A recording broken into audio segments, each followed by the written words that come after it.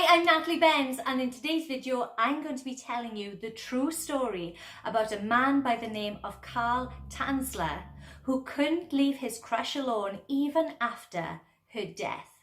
Now, just to warn you, this is a very disturbing story, so strap yourselves in and let's get into it.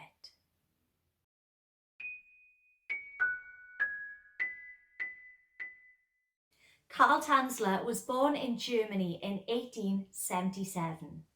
When he was just 12 years old, he had a dream about a relative of his that had passed away many years before. And in this dream, his relative revealed to him the face of his one true love, the woman he was destined to be with. Tanzler eventually married, but he never stopped searching for the face of the girl of his literal dreams. The beautiful face of what he believed to be the woman he was destined to be with. Tanzler came to Key West in Florida after leaving his wife and children in 1926. In 1930, at age 56, he was working as a radiology technologist at the Marine Hospital Service in Key West, Florida. It was there that he met a Cuban-American patient by the name Elena de Hoyos. Elena was a 21-year-old patient suffering from tuberculosis. Despite her illness, Elena was absolutely beautiful. She's described as being white-skinned, dark hair, and having a shyness about her that was very appealing. Tanzler immediately recognized her as the face from his dream, which he had had when he was 12 years old, and he fell in love with her instantly. Tanzler exaggerated his achievements. Now, I'm not sure whether this was to impress Elena's family, but he said he introduced himself as Count von Kossel. He wasn't a count. And a doctor with 9 university diplomas. He then proceeded to dedicate himself to curing Elena, even though this meant ignoring the hospital's protocols and the boundaries of his job description. He showered Elena with clothes and jewelry and revealed his love for her. Elena was flattered, but she had no romantic interest in him whatsoever. Her only interest was improving her health and getting better, recovering from the illness that she was suffering from. Sadly, Elena passed away in October 1931 due to her illness, despite the doctor's efforts to cure her.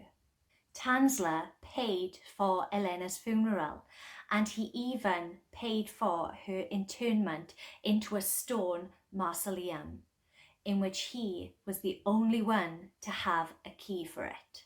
He visited her place of rest every single night for 2 years, and then he just stopped. He decided that he needed to spend more time with her, and visiting her place of rest every night was just not enough for him.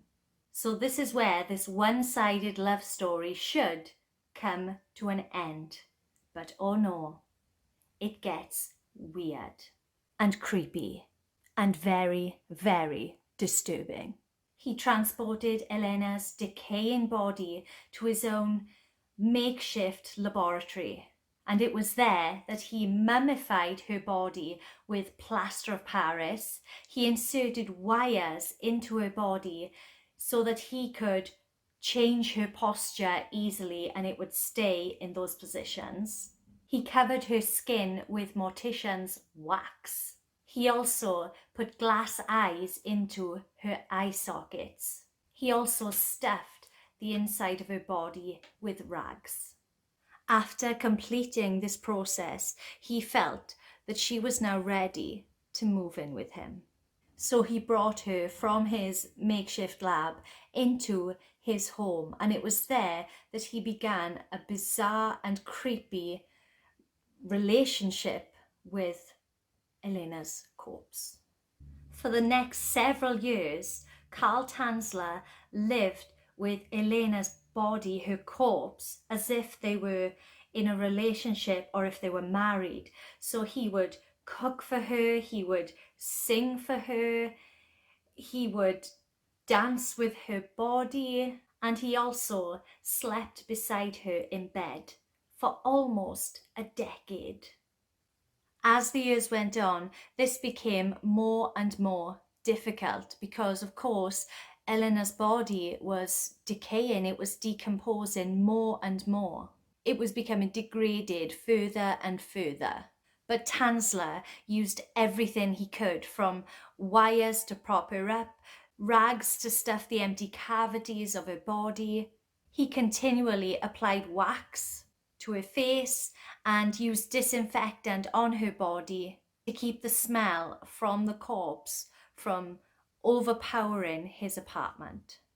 He bought the body perfumes and gifts and just presents as if they were in a normal relationship. He even fashioned a wig from her remaining hair to try and keep her looking pretty.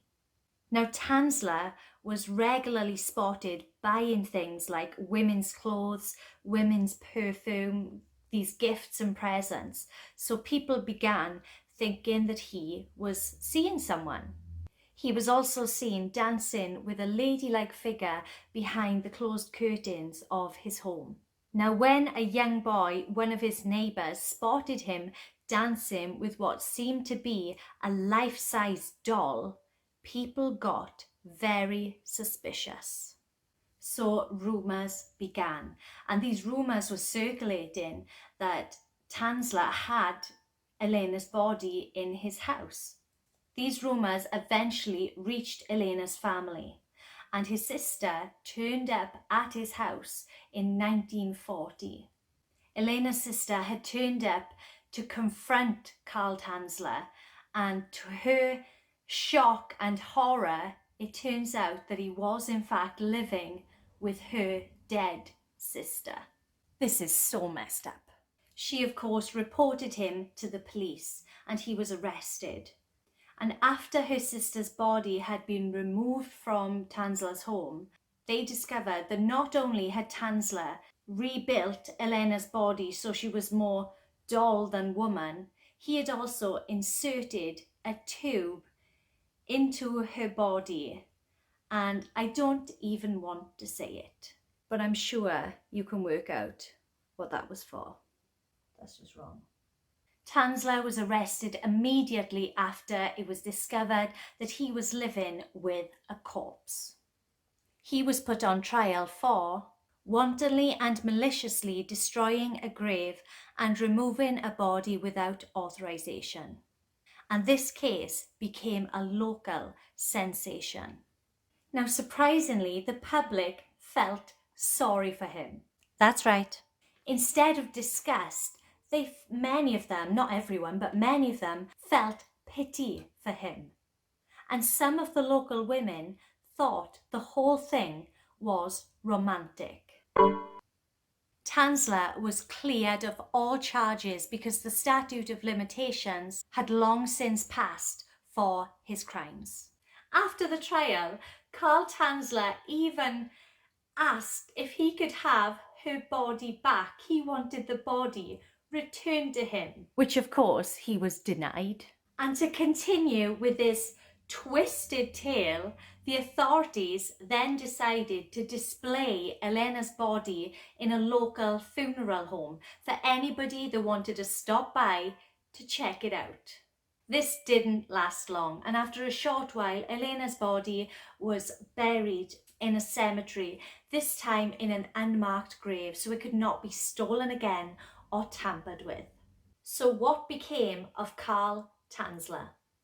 Well, since he didn't get Elena's body back, he created a life-size doll, and he made this doll to look like the image of Elena. He spent the remainder of his life in the company of his Elena doll. He died in 1952 at the age of 75. Oh my Whoa. Now, I found this story extremely disturbing, really creepy, and really, really twisted. Let me know what you thought of this story in the comments below. Thanks for watching. I hope you enjoyed today's video. If you did, please go ahead and give it a big thumbs up to let me know that you did enjoy it. And also, if you do enjoy my videos but you're not yet subscribed, please go ahead and click that subscribe button. It's actually down there or down there. And also, and also click the notification bell. That's also down there. To make sure you get notified every time I upload a video. And by subscribing, you are joining our YouTube family here, where we love everything creepy and freaky and weird and wonderful and strange and unusual and fascinating and disturbing and all that good stuff.